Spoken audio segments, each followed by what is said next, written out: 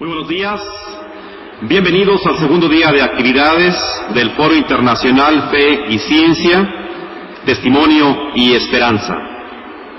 Daremos inicio con la primera conferencia del día titulada El Santo de Europa, San Juan Capistrano, la cual será impartida por su eminencia, el señor Cardenal Don Juan Sandoval Íñiguez, quien es un honor que nos acompañe el día de hoy en este foro. Lo acompaña como moderador el licenciado Antonio Leaño Reyes.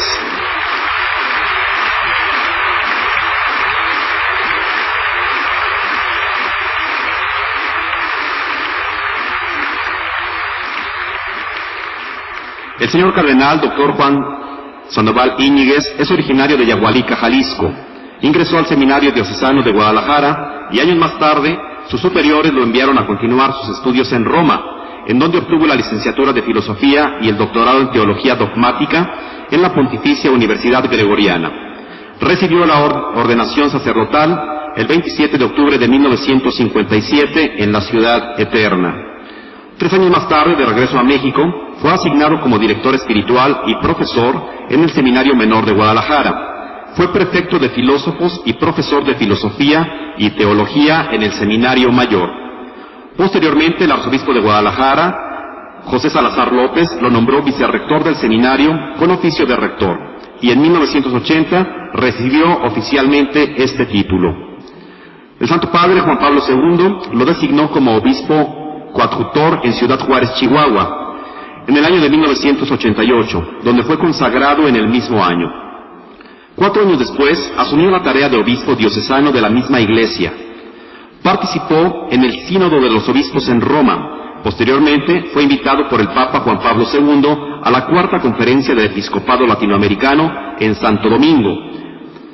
El mismo Romano Pontífice le dio el nombramiento de arzobispo de Guadalajara en 1994, año en que tomó posesión de esta sede.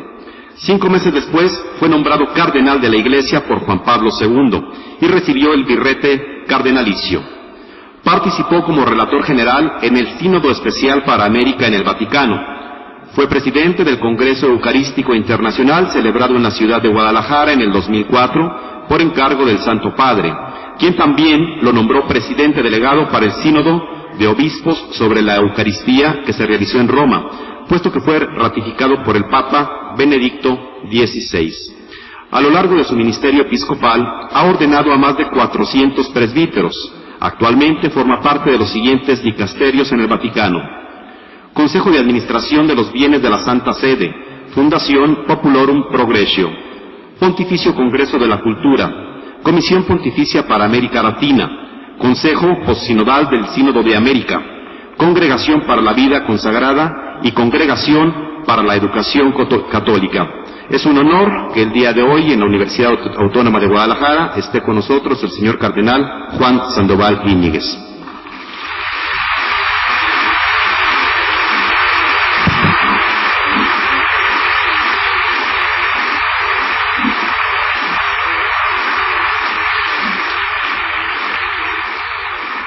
Muchísimas gracias. Si me permiten, así como estamos sentados, no se levanten. Vamos a invocar al Espíritu Santo. No se levante. En el nombre del Padre, del Hijo y del Espíritu Santo. Amén. Ven, Espíritu Santo, llena los corazones de tus fieles y enciende en ellos el fuego de tu amor. Envía, Señor, tu Espíritu y todo será recreado y renovará la paz de la tierra. Oh Dios, que iluminaste los corazones de tus fieles con la luz del Espíritu Santo, concédenos cuidar las cosas rectamente y gozar siempre de su consolación por Jesucristo nuestro Señor. También nos encomendamos a la Virgen. Dios te salve María, llena de gracia, el Señor es contigo. Bendita eres entre las mujeres y bendito el fruto de tu vientre, Jesús.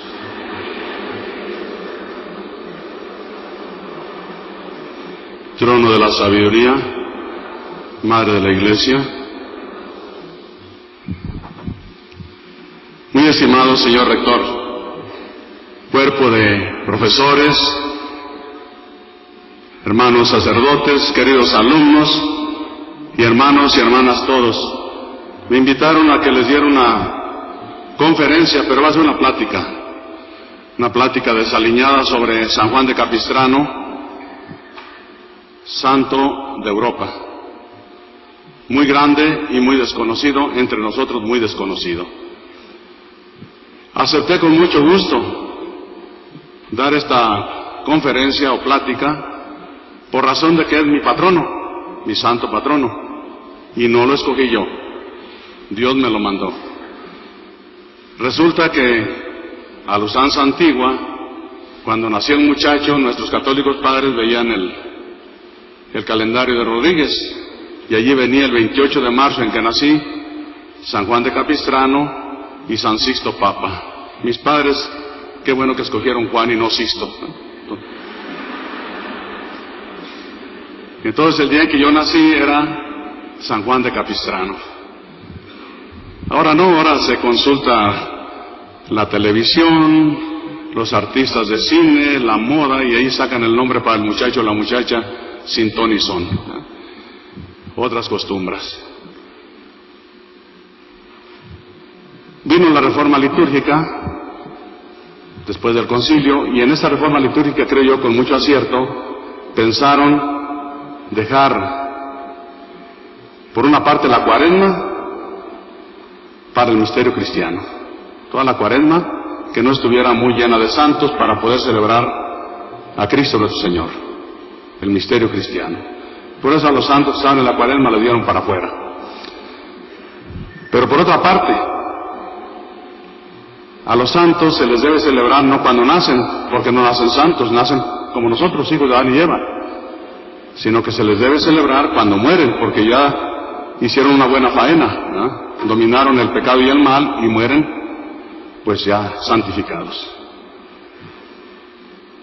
La Iglesia celebra solamente 3 nacimientos: el de Cristo en Navidad, el de la Virgen el 8 de septiembre y el de San Juan Bautista el 24 de junio, que fue santificado en el seno de su madre con la visita de la Virgen, por eso celebra su nacimiento. Bueno, entonces ahora San Juan de Capistrano se celebra el 23 de octubre, que fue el día en que murió. El 23 de octubre de 1456 murió.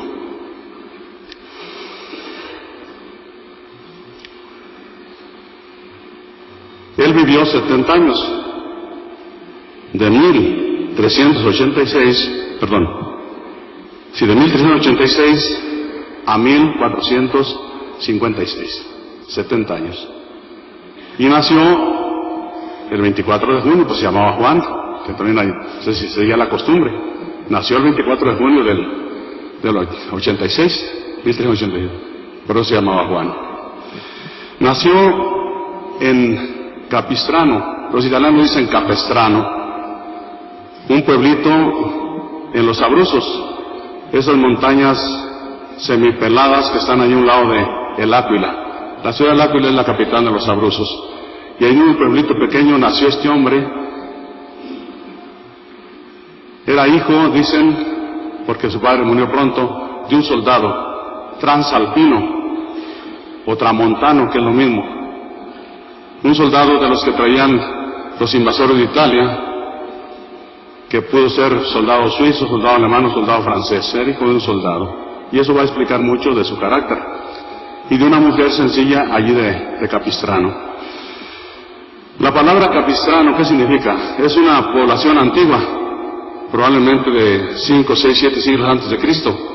Significa cabeza de 3 fuentes o de 3 arroyos. Caput Trium Amnium, cabeza de 3 arroyos. Allí nacen 3 arroyitos o 3 riachuelos que le dan el nombre al lugar Capistrano.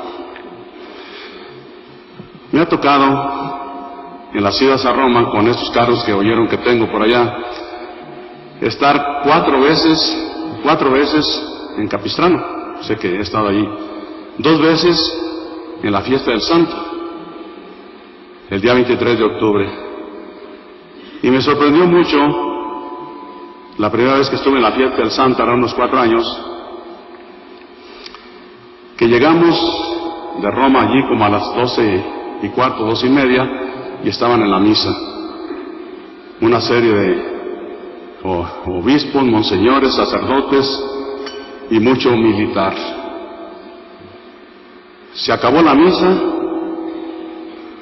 y salieron con el santo y vi que los que llevaban ornamento de obispos y sacerdotes se pusieron ornamento militar, traje militar, y salieron con el santo de medio bulto por el pueblito con la banda de guerra y los carabinieri, muchos carabinieri por delante, para hacer un recorrido. Y mientras ellos salían el recorrido por el pueblito con el santo, yo quería algún libro,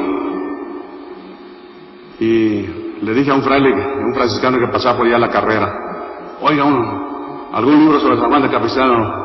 No hay, y no me hizo caso. Entonces el sacerdote que iba conmigo se fue detrás del fraile y le dijo, mire, es el cardenal fulano de tal de Guadalajara. ¿Cómo que es cardenal? Iba vestido como estoy ahora. Sí, es cardenal. Entonces el fraile se devolvió. Dispense, señor cardenal, dispénseme. ¿Qué quería usted? Pues algún libro sobre San Juan de Capistrano, porque es mi patrono. Yo vine nomás hoy a la fiesta y a conocer su lugar. Bueno, dice, luego vengo, pero pásese para adentro, pase al convento. Ya nos ofreció un vinito, unas castañas y cosas así, y nos dio y dijo, ¿y qué desea comer? No, dije, me da pena porque traigo un padre y otros acompañados. Dijo, no, paga el municipio. Dije, si paga el municipio, sí me quedo.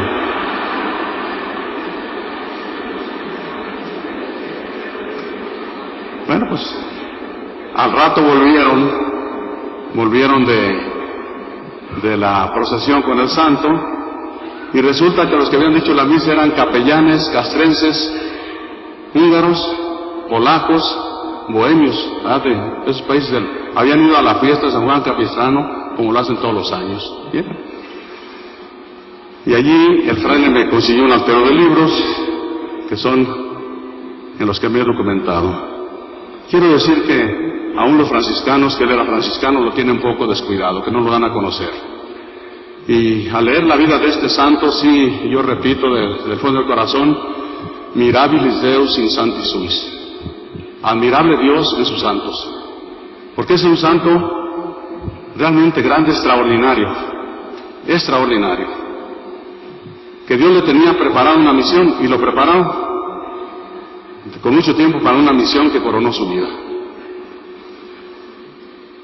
A los 15 años se fue a la ciudad de Perugia, protegido por el rey de Nápoles, a estudiar Derecho.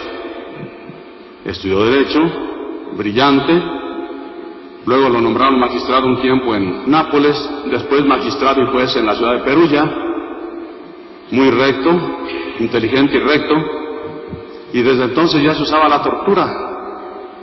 Y San Juan de Capistrano quiso demostrarles que la tortura no es el camino para saber la verdad, que esa práctica debe ser desterrada, que no es correcta. ¿Y saben lo que hizo? Él escondió los arneses de su caballo, los escondió, y luego inculpó a uno de sus criados, al caballerango. Dijo, este me robó mis arneses, agárrenlo.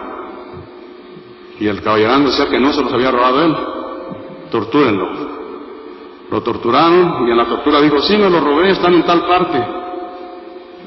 Ya fueron y no estaban, denle otra calentadita. Lo volvieron a torturar, y dijo, pues sí los robé y los vendí, ya no los tengo. Dijo que sí los había robado, pero los había vendido, que ya no los tenía. Y ya San Juan de Capistrano dijo, suéltenlo, no me robó nada, yo los escondí. Les quise demostrar que con la tortura cualquiera confiesa culpas que no tiene. Y aquel pobre hombre le pidió dispensa y lo indemnizó. Dijo, toma. Le dio centavitos por el agravio que le había hecho en aras de demostrar que la tortura no es correcta para la investigación de crímenes. Estaba pues él muy a gusto, era juez y magistrado en Perugia, una ciudad importante de la Italia medieval, y en eso que se le muere el protector. Se le murió el protector, que era Ladislao de Nápoles. A los 40 años se murió el protector porque era de muy buen comer y de muy buen beber, y entonces el cuerpo no resistió y se murió. Así dice la historia, esto que está en él. Y entonces Juan de Capistrano quedó a merced de los enemigos, y eran enemigos todos los que no querían las cosas derechas, los que no querían la justicia, eran sus enemigos, y lo metieron en la cárcel, inculpándolo de 1000 cosas, a la cárcel de por vida, o sea, la mazmorra, cárcel perpetua. Y estando en la cárcel, tuvo una visión, una especie de visión o sueño, pero lo más curioso que amaneció, vio que se le apareció un fraile, y lo más curioso que amaneció con la tosura de los frailes. Ya ven que los frailes se rapan arriba, se rapan abajo y se dejan una coronita aquí. Pues así amaneció él. Así amaneció, caray. Y estuvo pensando qué significaba aquello, y a los pocos días, ya con mayor claridad, se le apareció San Francisco de Asís, y le dijo: ¿qué esperas? ¿Qué estás haciendo allí? Si te llamé, tú tienes que venirte conmigo. Y entonces les dijo a sus enemigos: déjenme salir, me voy a hacer fraile. ¿De veras? Sí, me voy a hacer fraile, me voy a hacer franciscano. Pues con esa condición. Entonces salió, entró con los franciscanos, los frailes menores, los que conocemos aquí en México, los que están ahí en Zapopan, los frailes menores, y rapidito hizo los estudios de teología, porque era un hombre muy instruido. Lo ordenaron y comenzó su vida apostólica, la vida apostólica de un hombre de fuego. Dicen sus biógrafos que era bajo de estatura, robusto, muy vehemente y muy activo. Así era, bajito pero muy hecho, muy doble y muy impetuoso. Comenzó la predicación por Italia, comenzó su actividad de escribir teología, sobre todo para la formación de frailes. Es tal vez el que ha conseguido más vocaciones en la historia de la Iglesia. Dicen que consiguió entre 19,000 y 20,000 vocaciones para los frailes. Fue el que hizo crecer realmente la orden de los frailes menores, que es una de las 3 ramas de San Francisco: los conventuales, los capuchinos y los menores. Los menores son los que conocemos acá en México, son los que vinieron con nosotros.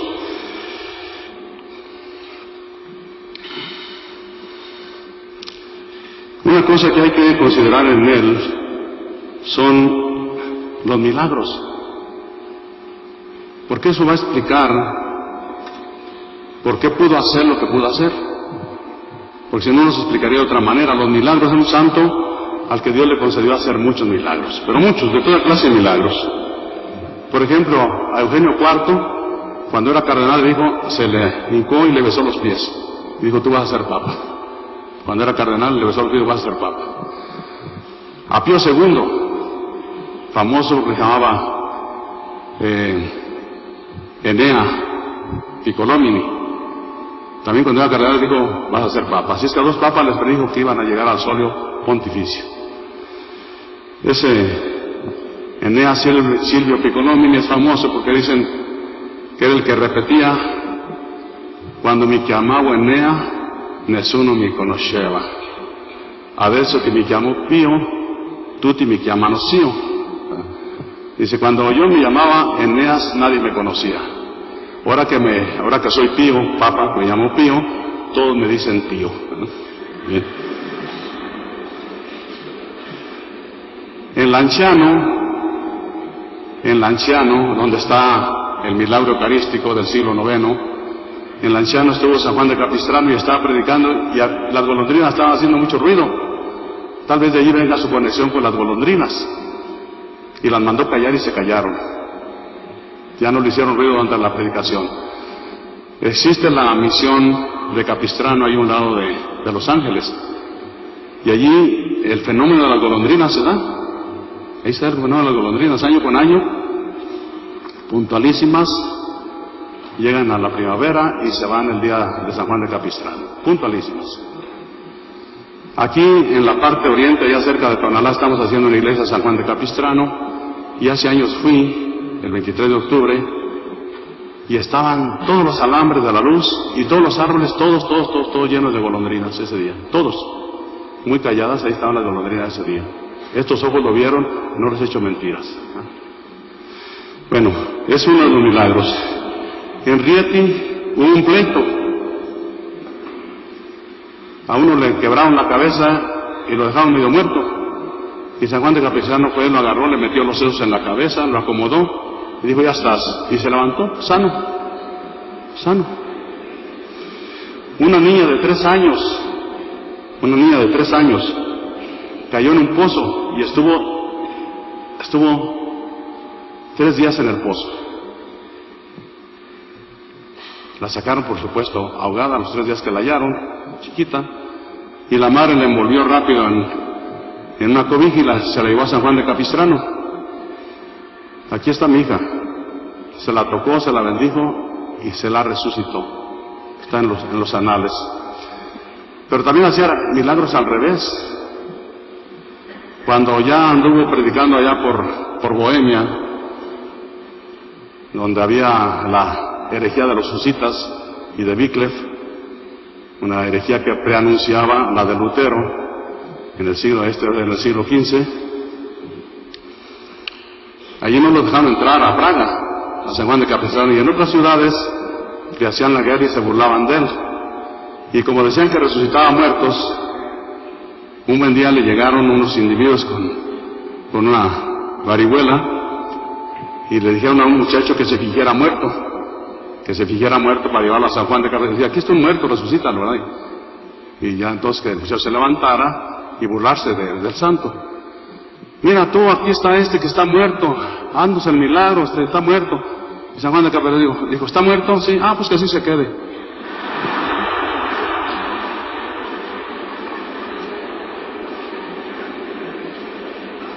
Lo destaparon y estaba muerto. Lo destaparon y estaba muerto. Así que también los hacía al revés.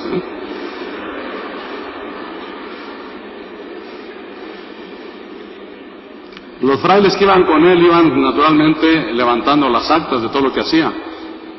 En Viena, 70 milagros registrados, formalmente registrados en Viena. En Cracovia, donde estuvo 9 meses, registrados 1000 milagros. Ustedes saben que San Juan de Capistrano fue nombrado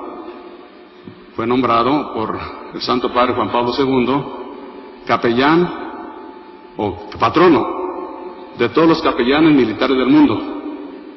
Patrón de los capellanes militares del mundo en 1984. Desde que estaba el Papa allá en Cracovia como cardenal, lo promovió y después le tocó estar en el solo pontificio, pues ahí ya lo hizo. ¿Por qué? Porque el Papa conocía 9 meses en Cracovia, que fue la sede del cardenal Wojtyła en Cracovia, pues él sabía de San Juan de Capistrano.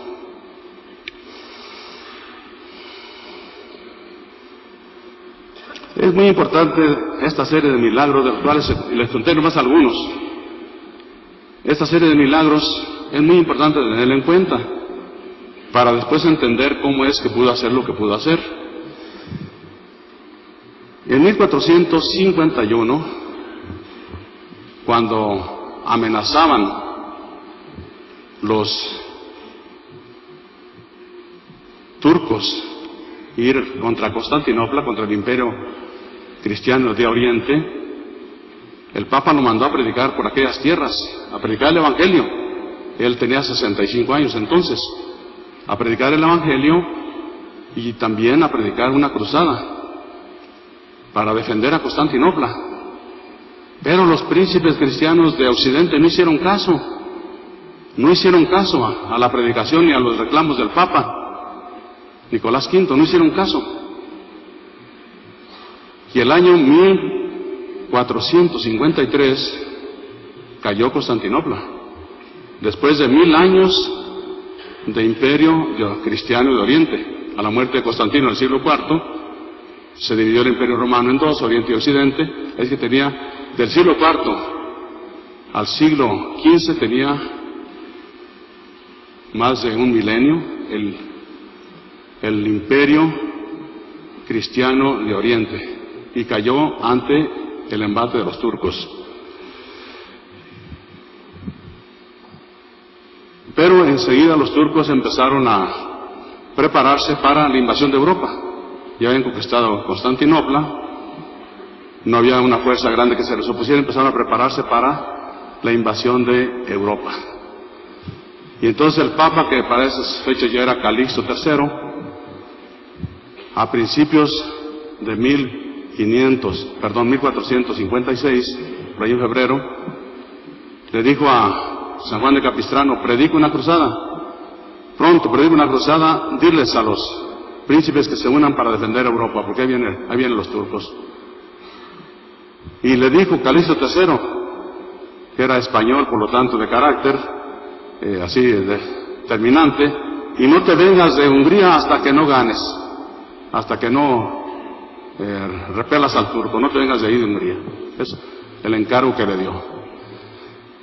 San Juan de Capistrano visitó a los príncipes, les dijo, les exhortó y no le hicieron caso.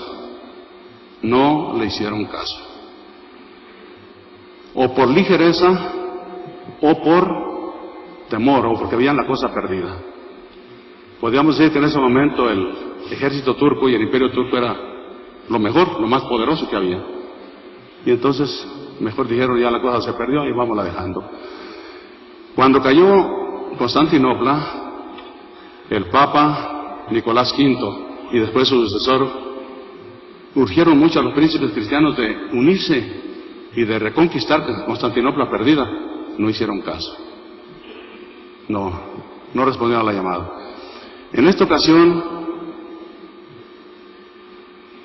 San Juan de Capistrano recorrió de aquí para allá, no encontró gran respuesta, y ¿saben lo que hizo? A los cofrades franciscanos, que eran muchos terciarios, dijo: ustedes, vénganse. Empezó a reclutar cristianos terciarios franciscanos, que eran campesinos, artesanos, carpinteros, albañiles, lo que sea, y les ponía un sayal con una cruz y dice: ustedes son cruzados y vamos contra el turco, y si mueren son mártires, se van al cielo. Así les decía: son mártires, se van al cielo. Para principios del verano ya estaban los turcos a las puertas de Constantinopla.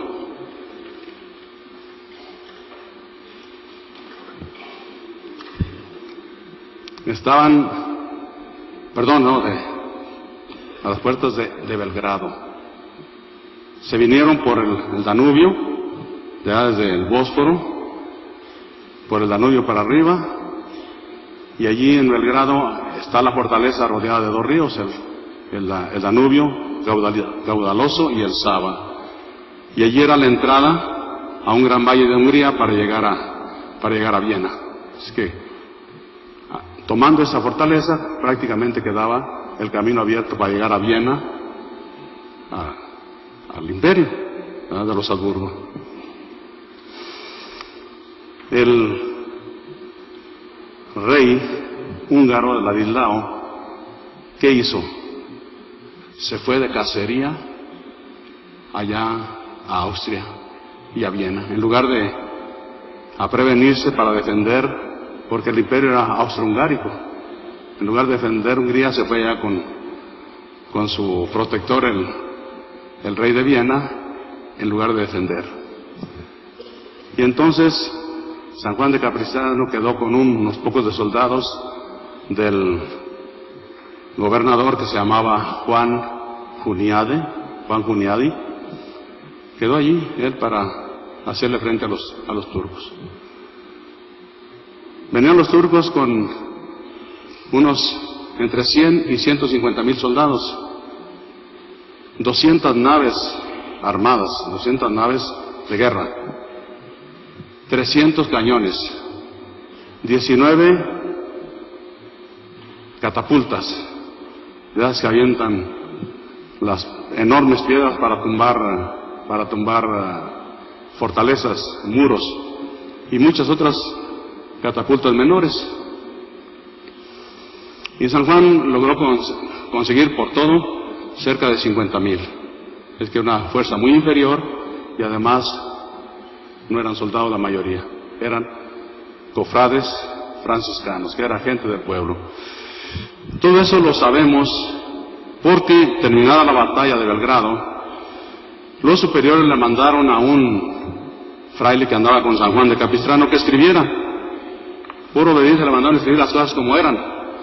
Y tenemos la narración de este fraile fresquecita, hecha en ese mismo tiempo, después de la batalla, que se llamaba Giovanni da Tagliacoso, Juan de Tagliacoso. Él fue el que narró, no siendo militar, pues no usa términos muy militares, pero pues eso lo hace uno entender porque describe todos los detalles de la batalla. La batalla duró del 3 o 4 de julio al 22 de julio. Eso fue lo que duró esos 15 días. Y tuvo 3 etapas. Primero fue naval, con las pocas naves que tenía allí el gobernador. Después fue en los muros, donde la gente de San Juan de Capistrano le dio una tunda a los turcos, pero de aquel vuelo. Y luego la tercera etapa fue de persecución, perseguir a los turcos en la llanura y echarlos para abajo, matándoles muchos. ¿Cómo es que siguieron a San Juan de Capistrano con tanto ánimo? Estando celebrando la misa antes de la batalla, celebrando la Santa Misa, en el cielo una flecha con una especie de listón o pendón, y decía: Juan, no tengas miedo, tú vas a ganar. Y él les dijo a sus gentes: vi esto, vamos a ganar.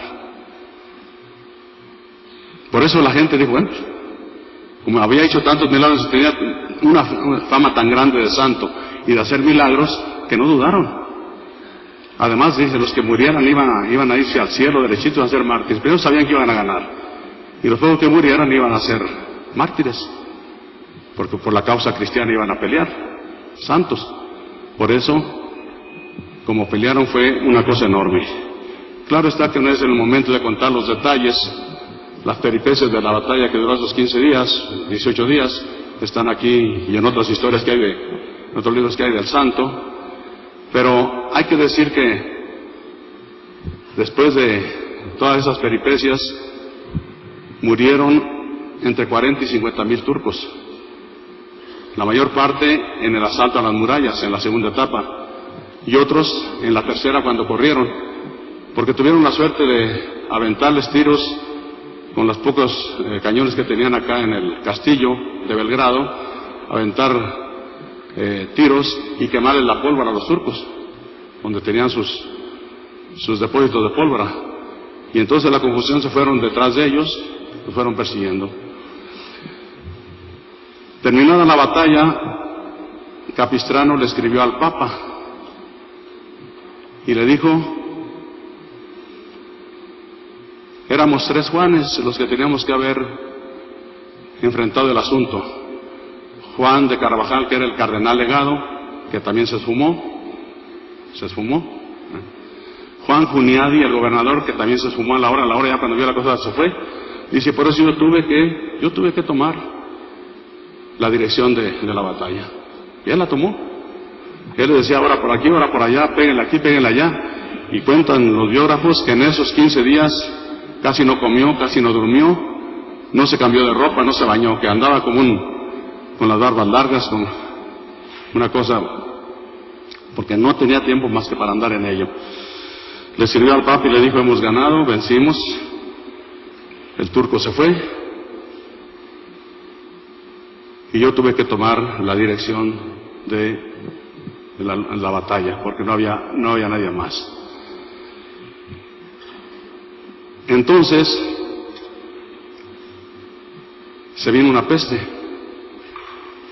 peste terrible, y en parte por la codicia, como cuentan aquí los biógrafos, que los turcos, primero cuando llegaron y acamparon, dice, parecía como si todo el campo estuviera nevado, porque las tiendas de los turcos eran todas blancas, un ejército formidable, bien equipado. Y después, cuando ya tuvieron sus muertos, a los que murieron en la batalla, los enterraban en hileras, bien enterraditos. Bien. Como a veces se usa ahí en los grandes cementerios, ¿verdad? Allá de Washington, el de Arlington, el de allá de los polacos en Monte Cassino, ¿verdad? Muy alineaditos. Pues así los turcos. pero los enterraban con todo y ropas y armas y todo. Y entonces acá los cristianos empezaron a desenterrar para quitarles la ropa y las armas. Empezaron a desenterrar, y se vino una peste inmensa, enorme. San Juan de Capistrano se infectó de esa peste, se fue a Ilok, allí en Hungría, un pueblito chiquito, a Ilok, y allí murió a los 3 meses. La batalla se terminó el 22 de julio del 1456, y él murió a los 3 meses, el 23 de octubre de 1456, a los 3 meses de la batalla, con 70 años de edad. Entonces fue toda una vida orientada, pienso yo, por Dios a esta hazaña que libró en esa vez a Europa del grande peligro de los turcos. Piensen que en esa época todavía no echaban a los moros de España. Todavía estaban los moros en España, en Granada. Fueron expulsados en 1492. Esto sucedió casi 40 años antes. Entonces, una pinza hubiera sido cosa seria. Las agresiones de los turcos a Europa en la época moderna pues fueron muy importantes, muy grandes. Esta fue una de las grandes agresiones repelida. La primera fue Constantinopla, 1453. La segunda, Belgrado, 1456, a los 3 años. Ahí perdieron. La tercera, un siglo después, poco más de un siglo, 1571. Mañana celebramos la fecha. Lepanto. La batalla de Lepanto, en que las fuerzas pontificias y españolas derrotaron en una campaña naval al turco. Y San Pío V, devoto del Rosario, dijo: fue la Virgen, y vamos rezando el Rosario, y que el día 7 de octubre sea el día del Rosario. Y así es, hasta la fecha. Y la última y grande agresión fue otro siglo después, 1683, el sitio de Viena, terrible. El sitio de Viena terrible, en que hubiera sido destruido el imperio austriaco, pero vinieron soldados alemanes y polacos, sobre todo polacos. Juan Sobieski, rey de Polonia, con 40.000 jinetes. Todos rodearon a los turcos que estaban sitiando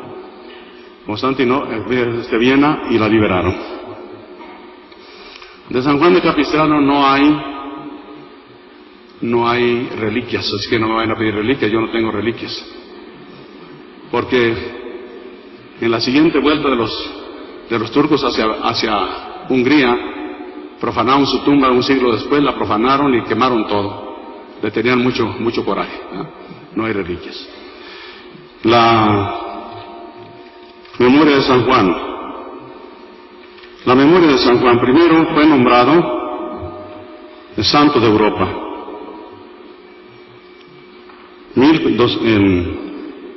Benedicto XIII, 1724, nombró apóstol de Europa. El 31 de mayo del 84, patrón de los capellanes militares de todo el mundo. El principal promotor, ya dijo, fue el cardenal Wojtyła. Los monumentos en las ciudades de Europa del Este los puedes ver en todas las plazas. Hay monumentos a Juan de Capistrano en Viena, en Budapest, en Praga, en Belgrado, en Ilok, etc. En todas las grandes ciudades hay monumentos. Y a veces me pregunto por qué lo tienen tan olvidado. No sé por qué estará tan olvidado. Porque la hazaña que cumplió en su vida santa de predicador, de convertir, de defender la fe católica, fue muy grande. Y la hazaña final, cuando tenía 70 años ya para entregar su alma al Creador, de vencer a los turcos, fue una hazaña genial. El sultán se llamaba Mohamed II. Mohamed II se llamaba el sultán. Y se daba un cierto aire. Se daba varios nombres Mohamed II. Decía: emperador de los turcos, comandante de los fieles, vicario del profeta en la tierra, señor de los 3 mares, hermano del sol, sombra del universo, y Mohamed al-Fatih, que significa Mohamed el Conquistador. Todos esos títulos se daban. Y cuentan aquí el fraile, sobre todo Giovanni de Tagliacoso, que cuando iban ya perseguidos por los cristianos, en corrida a los turcos, decía: soy tal por cual si vuelvo yo a atacar acá. Si es que no son soldados, me hicieron lo que me hicieron, ¿qué serán si vienen los soldados? Que iban pues asustadísimos en carrera. Soy tal por cual si vuelvo otra vez yo a intentar conquistar la Europa. Eso lo dijo él, pues se murió, y los siguientes sí pensaron en volver. Pues esas son algunas ideas de este mi santo protector, de este grande fraile que tuvo una vida muy activa, siempre un hombre de esfuerzo, de lucha, de estudios, inteligente, y un hombre entregado totalmente a Dios y al bien de la humanidad, al que la cristiandad pienso que le debe mucho. Gracias.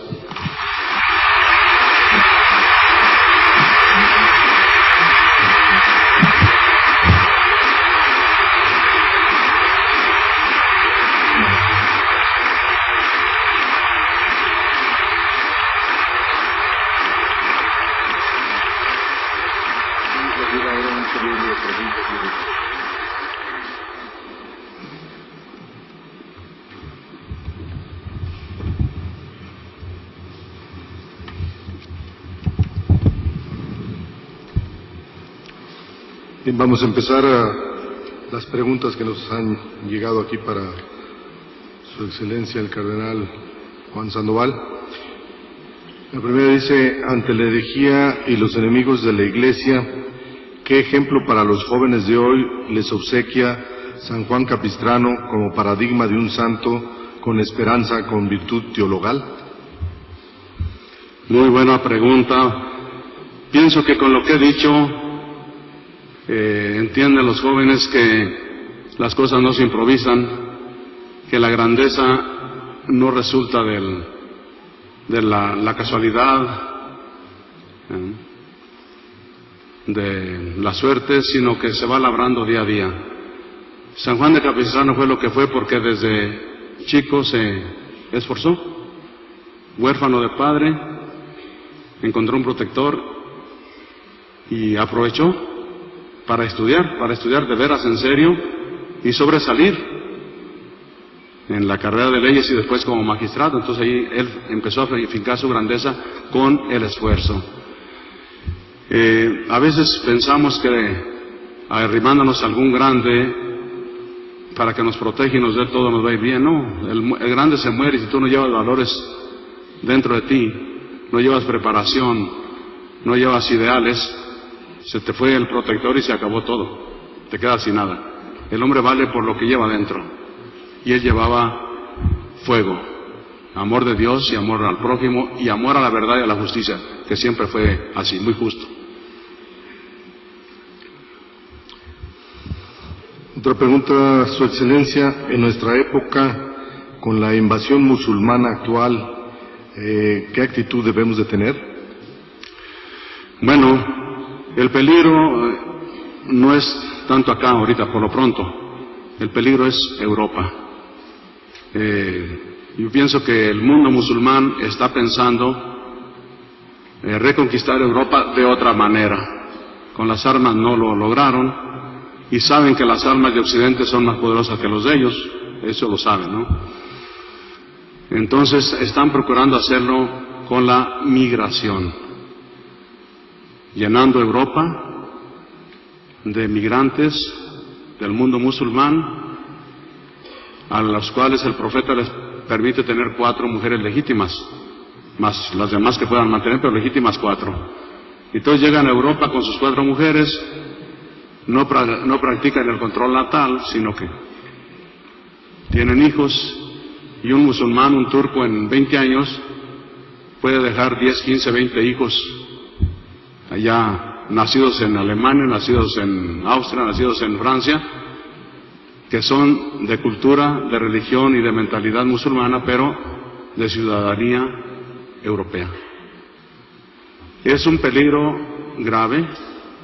Hace 2 años Benedicto XVI nos juntó a los cardenales en un consistorio y nos propuso 3 preguntas, y una de esas preguntas era: ¿qué hacer con el peligro del Islam? Y les puedo decir que no dimos muchas respuestas los cardenales. No dimos muchas respuestas qué hacer. Sobre todo en Europa, donde el secularismo está a la orden del día, donde la práctica religiosa ha venido muchísimo a menos, ¿qué hacer? Cuando los pueblos pierden los ideales y contradicen sus raíces culturales, se acaban. Los pueblos viven de ideales, y si no hay ideales, y los ideales se alimentan con las raíces, hay una continuidad desde la historia anterior a la posterior, y Europa no lo ve así, no lo piensa así. Ustedes saben que Juan Pablo II luchó mucho porque se reconociera en el Parlamento Europeo las raíces cristianas de Europa, y no quisieron reconocer ni siquiera las raíces cristianas de Europa. Entonces, ¿qué hacer? Bueno, nosotros acá por lo pronto vamos fortificando nuestra fe, vamos haciendo lo que nos toca, cada quien haga lo que le toca, ¿no? La fuerza viene de muchos, pero cada quien tiene que hacer lo que le toca para defender su fe y difundirla. Otra pregunta nos dice, ¿cuándo se inaugurará la iglesia de San Juan Capistrano en Tonalá y dónde queda exactamente? Sí. Bueno, está allí subiendo en Loma Dorada, va muy despacio porque es una zona pues pobretona, entonces va allí con kermeses, con enchiladas, gorditas, ¿verdad? Así es como se van haciendo los templos de la periferia. Si aquí hay personas que pues tienen más o menos medios que Dios les ha socorrido y quieren dar una ayudita, pues vayan para allá y o me la dan a mí y yo se la doy al párroco.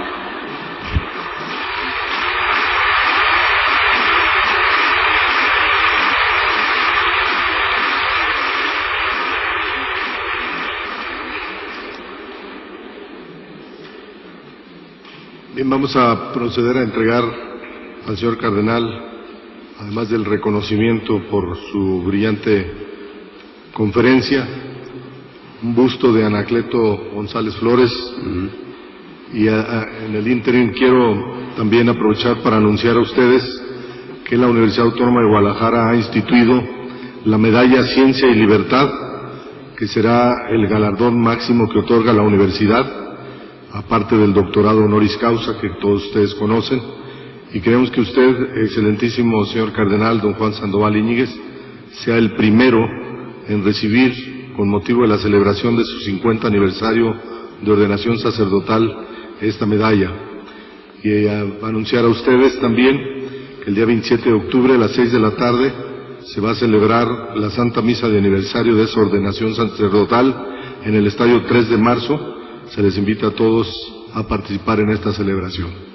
Muchas gracias.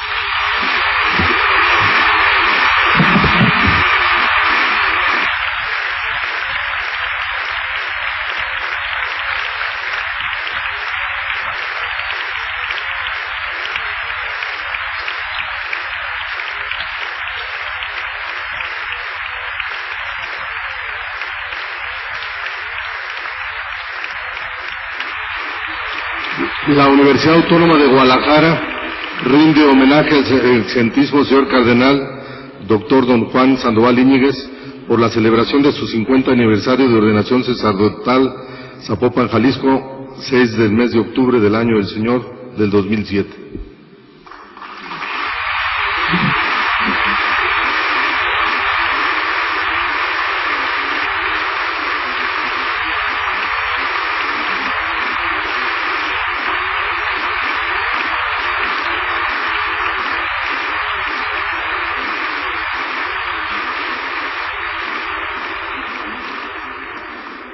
De igual manera queremos, como lo está viendo ahí, es el busto de Anacleto, patrono de la comunidad universitaria, para que lo tenga el señor cardenal y algún día cuando él disponga esté en el santuario donde descansan los restos.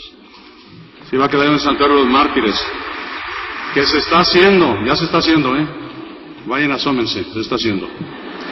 Y se va a hacer y pronto va a estar.